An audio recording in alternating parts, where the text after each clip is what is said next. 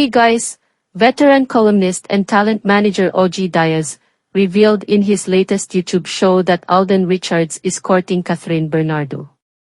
This news comes after netizens spotted the "Hello, Love, Goodbye" actor in the housewarming party of the Kapamilya actress. OG shared that his source is someone from Catherine's camp. Well, according to MWA source sa kampo ni Catherine, nanliligaw na nga itong si Alden kay Catherine. Makikita naman daw yan sa kanilang mga body language, OG shared. In his showbiz report, the family of Catherine allegedly wants him to be her boyfriend. OG explained that Alden exhibited enough maturity, making the actress family root for him.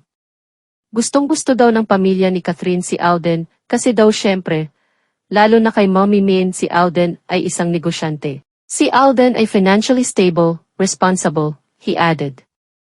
Meanwhile, OG admitted that Jericho Rosales is also courting Catherine as well. However, it is much harder for the Kapamilya actor as the family of the actress is allegedly leaning more towards the Kapiso actor. Ayon na nga, ang sabi rin ng aking source ay naniligaw din daw itong si Jericho Rosales kay Catherine Bernardo. Pero kung botohan at botohan daw sa pamilya ni Catherine, parang mas boto sila kay Alden, OG said.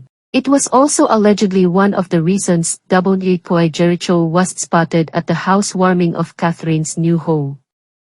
OG did stress that despite not being present during the housewarming event, Jericho could have still been invited nonetheless. Previously, Alden shared in an interview with news program, 24 Oras, what the real status of their rumored romance is already. What you see is what you get, he shared.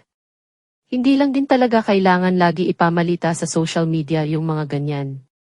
You know, sometimes yung mga personal things that's happening, better be personal na lang, he added. Alden previously made noise on social media after surprising Catherine with a huge bouquet of roses. Fans expressed their excitement about the possibility of their relationship blossoming into something more. Meanwhile, no other official statement coming from Alden and Catherine have been released, their respective camps. Right.